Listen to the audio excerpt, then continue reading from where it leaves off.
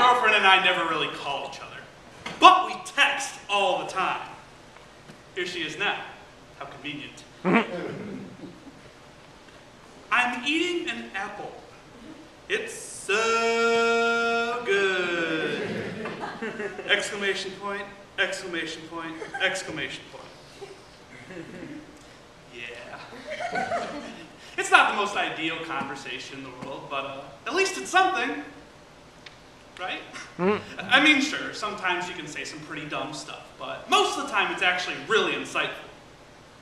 Here's another one. OMG, just saw a pic of a kitty in a teacup. It's so cute. Colon, minus sign, right parenthesis. Yeah. She's great. GR8.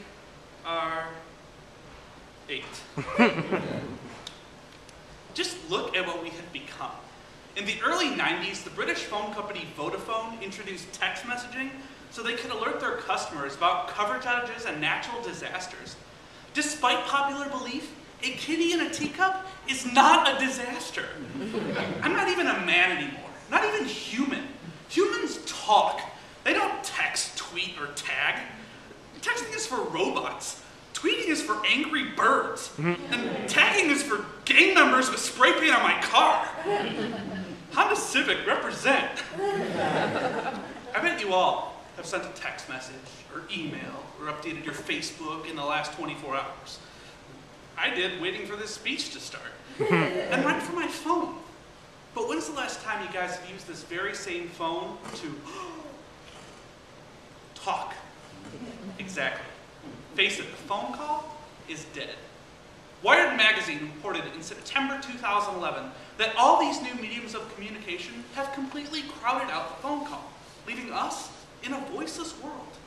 This transition affects us all, myself included, who have let the phone call kick the bucket on our watch. So first, we'll dial up the reasons why we've hung up on the phone call, pick up on the effects of this loss, and click over to some solutions to keep the phone call alive. But before you call the pun police, or text them, or write on the frickin' wall, let's look at the depth of the phone call and how it happened. According to Nielsen, in April 2011, the average number of phone calls and their duration is shrinking. My mom told me she used to spend all night talking on the phone, falling asleep and getting wrapped up in the cord, whatever that is. 10 years ago, the average phone call lasted only 8 minutes. In 2005, it lasted only 3 minutes. Now, they last about a minute and a half. Finally, Tom, you can last longer than the average phone call. Not that I would know. People just aren't talking to each other as much as they used to. Back in the day, like the 90s, when your parents called to talk, you'd actually pick up. Sure, the minute you found out it was them, you'd regret every second and try to get off the phone, but conversation was had at least for a moment. But how did this change happen? Simply put, it's easy to let the phone call get smothered by text messaging, email, Facebook, MySpace, Google+, and Twitter. They all supposedly accomplish the same thing and can be found on the very same device. Why would I spend 5 minutes making a phone call when I could relay the same information 7 different ways in half the time, ordering Jimmy John's for lunch, updating my fantasy football team, and playing Words with Friends? My speech coach just got asthma. Really? Remember back when we had back before caller ID, when you actually had to answer the phone with a question? For example, hello? Oh, hey Grandma. Now we answer with, oh, Grandma! Ignore. Before caller ID, we had to pick up and had to have a conversation. So we've all but abandoned the phone call. But let's look at some of the actual harms of this change. First, tweeting, Facebooking, and texting are taking a toll on the literacy rates of younger generations. A study published in the British Journal of Developmental Psychology in 2009 found a direct correlation between a high frequency of texting and a noticeable drop in reading and writing skills. Specifically, the use of textisms, such as abbreviations and numeric homophones, were shown to cause up to a 20% drop in vocabulary, reading, and writing test scores. So in a way, all of your texting is making you stupid. Stupider? More stupider? Most stupidest.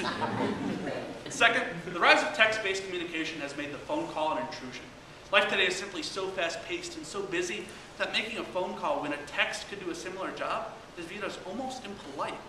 In a New York Times article from March 2011, it was stated that phone calls are rude, intrusive, and awkward. Jeez, is that really how you feel about my calls? Good, because you have no idea who I am. Just don't tell my girlfriend. Even in the caller's position, we'd rather be safe and send a text message so we don't disturb the person on the other end. Example. Hey mom, crashed car, send help, :, left parenthesis. Lastly, text-based communication just isn't getting the message across. Short messages lack the rich texture of verbal communication. According to a study published by UCLA in 1967, 93% of the information in any given message is nonverbal, contained in voice tone, inflection, and body language. So you may share 50 to 100 text messages a day, but in reality, that content would only be a 5-minute phone call. Text even messes with our messages. I invited my friends over for a barbecue, but thanks to autocorrect, they thought we were growing up some baby black kids.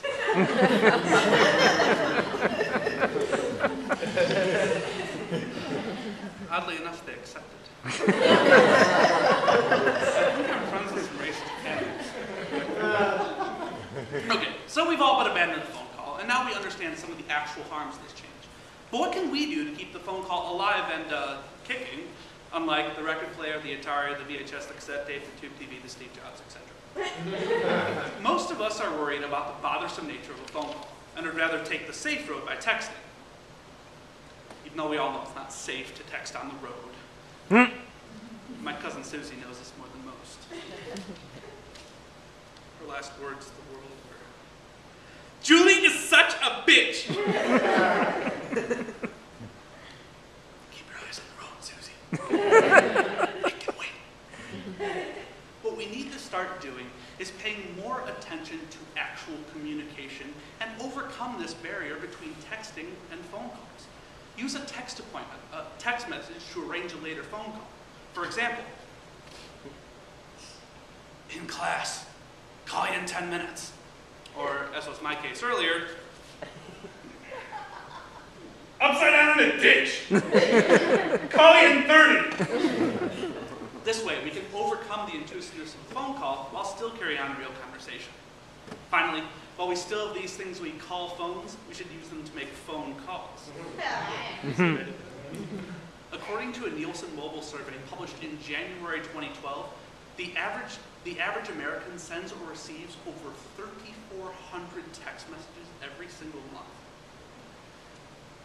He spends about 200 minutes on the phone. If we just started picking up our phones rather than texting, we could overcome our phone aversion in a matter of weeks. Just like that rash you can't stop itching. What are you doing with all those baby teeth there? This change would really help us cut down on the problem that is over texting, and would start to move us towards the real solution to this issue. Finally, we must give more thought to how we choose to communicate. Considering all the downsides of text-based communication, you should think critically about the channel before you send a message. Whenever you can, it's always best to talk to someone face-to-face. Of course, that isn't always possible, so do the next best thing. Pick up your phone and call them. Stop sending your grandma a birthday email. Facebook her. Sometimes, though, we just don't have time for a phone call. On these occasions, go ahead and send out a text or two, but keep it brief. Remember, how we choose to communicate can make or break a conversation. So, we've picked up on how and why the phone call has all but left us, answered any doubts as far as the harms of this change, and phoned in some solutions to keep talking alive. Now, the phone call as we know it is dying, being taken over by texting, tweeting, and tagging. This change has been affecting us all, and if we don't take this situation into our own hands, it's only going to get worse. Oh, sorry, it's her again. Picture messages, never even got to that. That's not a kitty in a teacup.